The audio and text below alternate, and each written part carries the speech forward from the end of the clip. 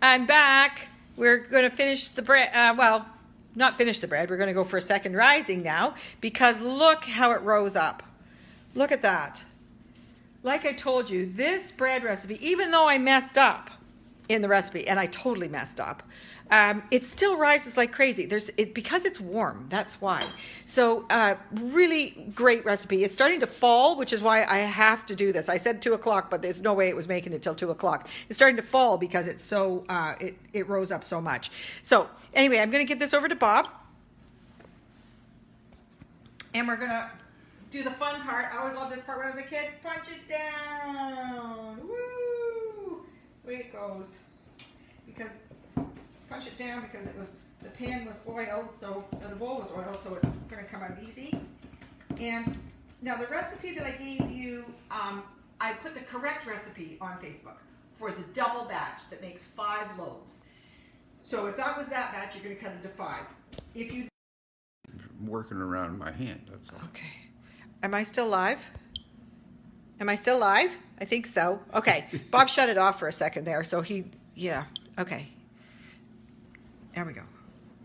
Okay, so I'm going to make 3 loaves out of this because I messed up and I ended up adding more flour. It's still a very soft dough, like I told you. So I'm just going to put it on here. Cut this into 3. And I have 2 loaf pans. That's all I own is 2. And so the third one, I'm going to use a cake pan and make a round loaf. And I cut it to 3. Let's get this proper 3 here.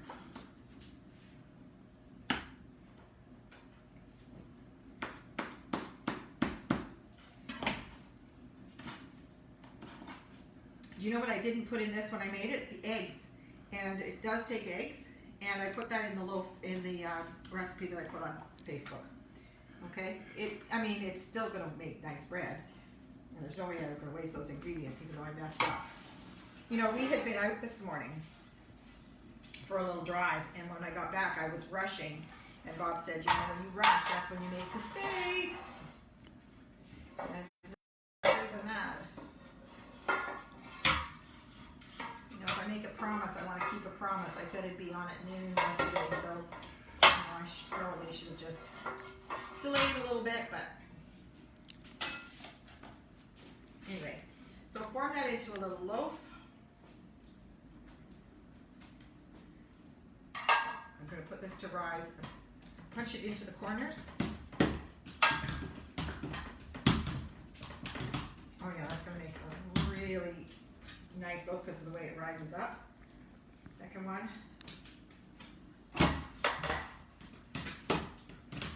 And what you can do to make this pretty on top is sprinkle it with some rolled oats, which is what I'm going to do in just a sec. I'm going to put it to rise again.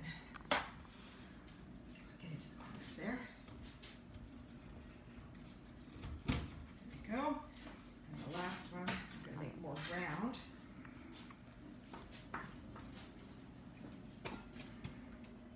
And this one I'm just going to leave it round like that and let it do its thing because I could have done it on a cookie tray, but I wouldn't have room in the oven for all 3 if I did. So I'm going to put it in there and just let it rise what it wants to do. And I'm just going to sprinkle this with a little bit of rolled oats on top. They'll stick to that oil. They'll be really pretty when you take them out of the oven with that little bit of rolled oats on top. Rolled oats. Yeah. There we go. So I'm going to once again cover these with a tea towel. And last time it only took about an hour. It was already well risen, so I'm only probably going to give this an hour to an hour and a half until they've risen up into nice loaves. The kitty cat cloth, Lynn liked that. Okay, there we go. Now, lemon curd. I suggested making lemon curd. Another thing that we always had in our house when I was growing up, actually with my grandmother on my father's side, who we called Jamie, which was Mrs. James. She was called Jamie, but her real name was Dorothy. She always had lemon curd in the fridge. Always. It was just like a staple. So, I'm going to make some lemon curd. So, this is another easy peasy recipe. Half a cup of sugar. Just make sure I get it right. Third of a cup of sugar, sorry. Third of a cup of sugar. Into the pot. The zest of 1 lemon. When you're zesting, just try to get just the yellow bit, just like, try not to get too much of the white at all because it makes things bitter. So just a little, as light as you can go. I'm not that good at it actually. I often find my stuff is bitter because I've gotten too much pith.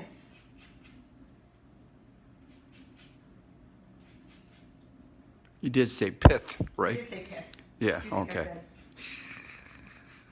Oh, it's that color. No. Oh, Bob's always making jokes. Thinks he's funny. Pranks, like President Trump. It's pranks. Let's see what would happen. Let's see how many people will die if I say stupid things. Okay, and then we're going to get half a cup of lemon juice. So it'll take more than 1 lemon. One. See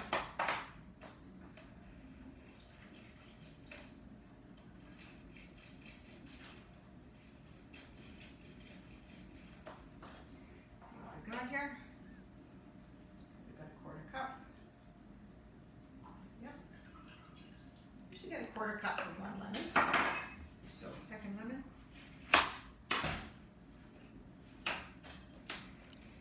Isn't this the coolest thing? It's from the 70s. Color's back again. I bought another tool in 2020 that's the same color, but this is from 1972, 3.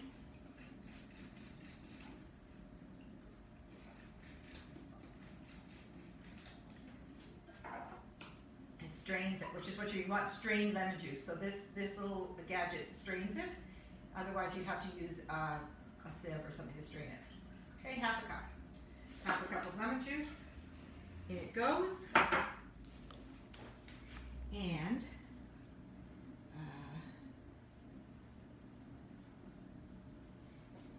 3 eggs.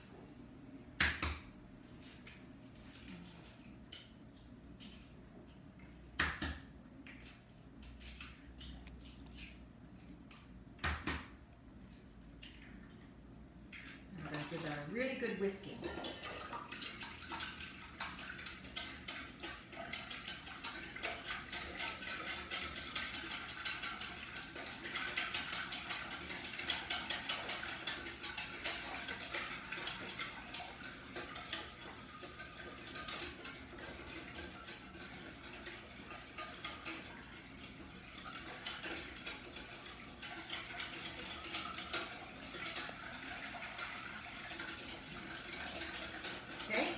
Lovely whisked up.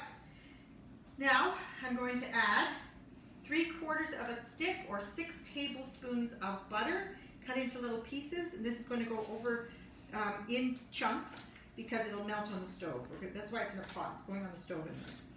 So 3/4 of a stick. Put it there. Cut into little pieces.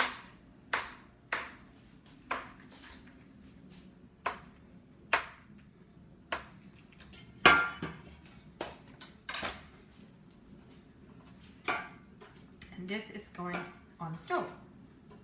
Here we go. Come on over.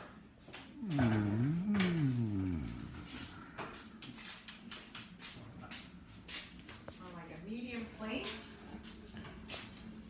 And I'm going to whisk it until the butter melts and it starts to get a little bit thick. Just give that a little minute.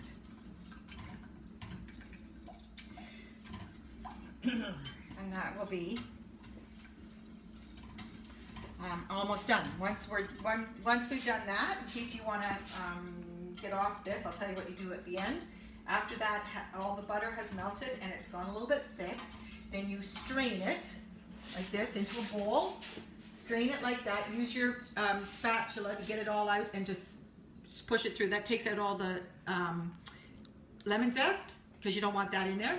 It's just for flavoring. So you get that out and you add a half a teaspoon of vanilla. And then you just put it in a bowl, put some plastic wrap over it, and let the plastic wrap actually sit right down on it so it won't make a skin. And put it in the fridge. Let it cool. It gets even thicker as it cools in the fridge. And you can keep that for, you know, a couple of weeks in the fridge. It will last. And you can have it on toast. I'm gonna have it with this lovely oatmeal bread that I'm making today. You can have it with berries, you can have it with ice cream or yogurt. You can have it on pancakes or waffles. It's just a lovely, lemony thing to have in the fridge for when you just need something sweet and lemony. So all the butter has melted now. My grandmother called this lemon butter. She didn't call it lemon curd. She called it lemon butter, actually. I remember my cousin Sharon saying, I know why that's called lemon butter, because it's got butter in it, because we would watch Grandma make it. But then she said, so I don't understand why they call it peanut butter, because it doesn't have any butter in it. I remember saying that. I was probably 5.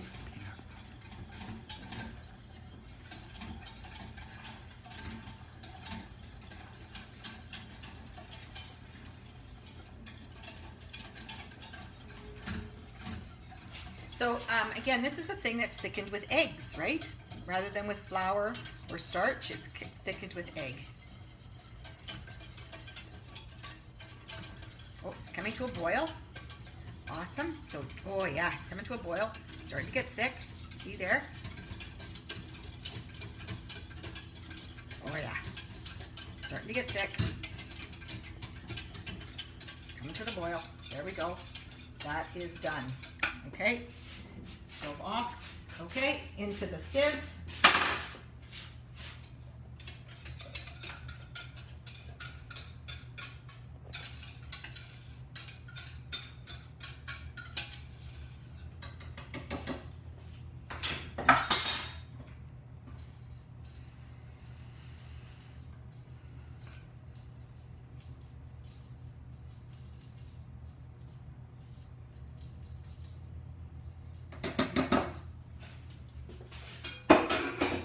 How thick it is. You can really see in the sieve how thick it is. Putting it through the sieve gets out any lumps that might have formed during the cooking, because that can happen whenever you're making something with eggs, as well as it's getting rid of any larger pieces of lemon zest, which we don't want in there.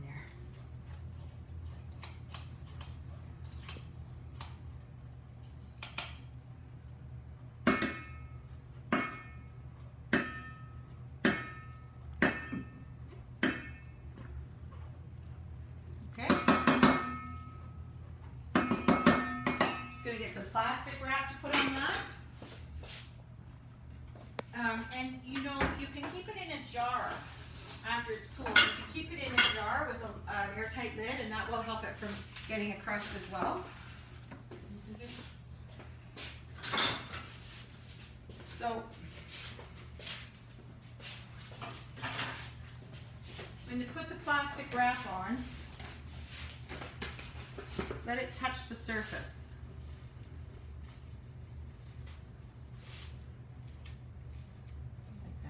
Touch the surface, put that in the fridge to cool, and that is lemon butter or lemon curd, whichever one you want to call it. Okay, I'm going to let it cool a little bit before I put it in the fridge because it's really, really hot. I'm going to let it cool just a little bit first, and then I'll put it in the fridge. Okay, when these have made nice loaves, about 40 minutes at 375. 375 for bread, okay, 375. And you want to check when you